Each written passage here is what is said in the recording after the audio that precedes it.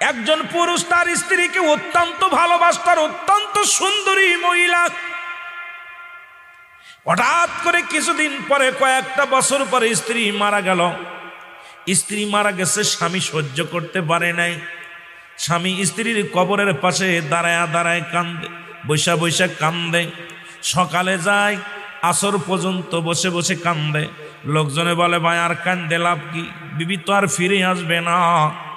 কয় না রে ভাই, আমার বিবিরে আমি অত্যন্ত ভালোবাসি, স্ত্রীর মায়া আমি ভুলতে পারি না। স্ত্রীকে আমি হারায় আমি পাগল হয়ে গেছি গো, এই জন্য আমি স্ত্রীর কবরের পাশে বসে বসে কান্দি। একদিন নয়, দুদিন নয়, মাঝখানে কি রকম কান্না কাটি শুধু। আর একটা বিয়ে সাধু করে না, অন্য মেয়ের দিকে উপাদান আকৃষ্ট হয় নাই, শুধু স্ত্রীর জন্য কান্দে, প্রতিনিয়ত কবরের পাশে বসে বসে কান্দে। হঠাৎ একদিন ঈসা আলাইহিস সালাম ওই রাস্তা দিয়ে যাইতেছে, দেখে একজন পথিক কবরের পাশে বসে বসে দুটি চোখের পানি ছেড়ে কাঁদতেছে আর বলতেছে, আল্লাহ, আমার বিবিরে তুমি নিয়ে গেলা, বিবিরে ছাড়া আমি বাঁচতে পারি না, বিবিরে ছাড়া ঘুমাইতে পারি না, বিবিরে ছাড়া আমার ভালো লাগে না, বিবিরে ছাড়া আমি খাইতে পারি না। ঈসা আলাইহিস সালাম যে ডাকতে বলে, ভাই তুমি কান্দো কেন?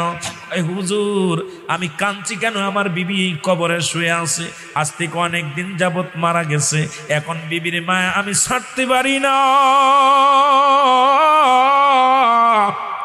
আমি ঘুমাইতে পারি না, খাইতে পারি না, চলতে পারি না, আমার বিবির জন্য আমারে নিয়ে যাও, আমি চলে যাব। আমারে কেন আমার আল্লাহ নেয় না?